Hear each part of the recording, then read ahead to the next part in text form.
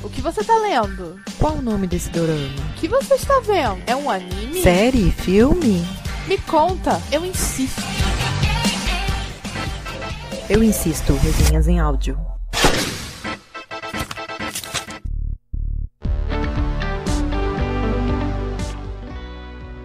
Oiê, aqui é a Deb, está começando mais uma resenha em áudio. E hoje eu trouxe uma resenha de um livro de não ficção. Geralmente, eu raramente leio, na verdade, hoje em dia, livros que não são romance, com uma história, começo, meio e fim, com personagens. Bom, esse tem, mas vocês vão entender mais pra frente. Eu não dou tanta prioridade para livros de não ficção, seja ele jornalístico ou de um assunto mais didático. E eu até gosto, me lembra muito coisas que eu lia na escola. Saudades de escola, faz 500 anos. Não, mentira, não tenho saudades da escola. Mas eu gostava de aprender, eu gostava desse momento da escola de conhecer um pouco mais e aprender um pouco mais.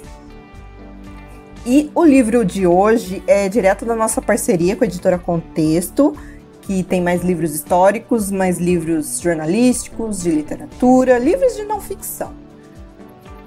E continuando também o projeto Leia Mulheres, que eu estou participando esse ano. Esse é o mês de ler não ficção, então eu escolhi o livro A Personagem, que é escrito pela Betty Bright. Ai meu Deus, lá vamos nós falando sobre o nome errado. Eu tenho um sério problema com sobrenome, mas enfim, vocês estão lendo o nome dela no título do podcast. Assim espero. Bom, assim como as outras resenhas, eu vou começar falando um pouquinho da sinopse, apesar de ser um livro de não ficção, mas vamos lá então. De onde surge a personagem? Como ela é construída? E como se torna tão presente em nossas vidas, sendo feita só de papel pintado com tinta? Ou caracteres em uma tela? Além disso, que outra matéria, que outra natureza reveste esses seres de ficção? Esses edifícios de palavras que, por obra e graça da vida ficcional, espelham a vida e fingem tão completamente a ponto de conquistar a imortalidade. Com esse desafio em mente, a professora Betty Bright nos faz refletir sobre a concepção da personagem, sondando sua variação no decorrer de um percurso literário que engloba ao mesmo tempo a diversidade da produção e a tradição crítica que é enfrenta.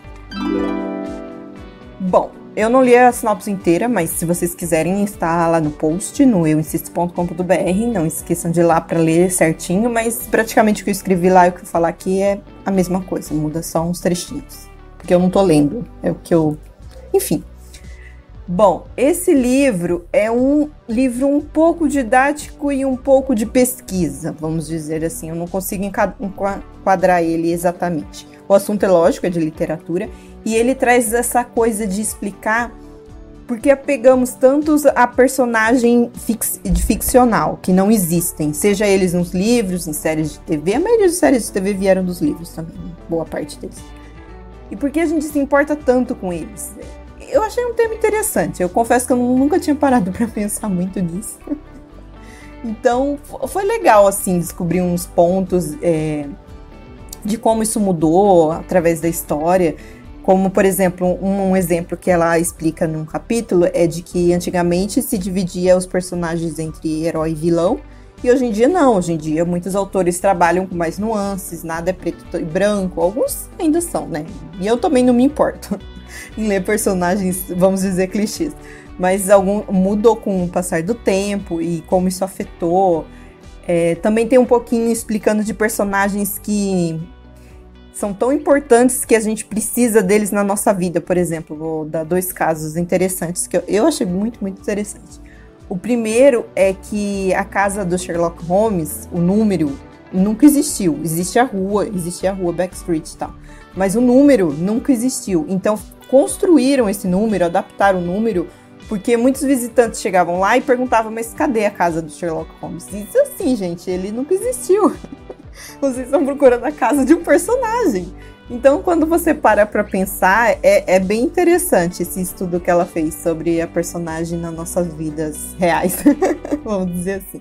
Outro caso também que ela explicou, assim, bem brevemente, foi que existe um livro da biografia de Hamlet. Hamlet é um personagem? Como é que tem a biografia de uma pessoa que não existiu? Entendeu? Esses pequenos pontos, assim, que traz o personagem para nossa vida. Eu achei muito interessante. Assim como também nos apegamos, né, aos personagens dele. Eu vou pôr um breve exemplo. A traição de Capitu. Até hoje tem debate disso. E ela não existiu, gente. É um personagem. Entende o ponto-chave do livro? Eu achei muito interessante, de verdade.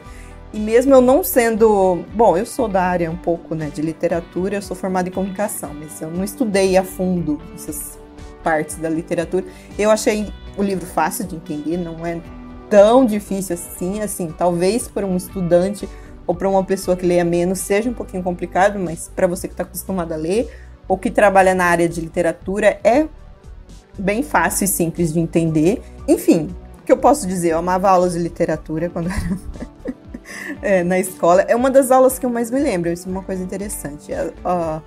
Em resumo, eu vou explicar um pouco da minha vida na escola. Eu estudei em escola pública, tá? Antes que alguém venha falar que eu tive coisas a mais. Eu não tive coisas a mais, eu tive ótimas professoras.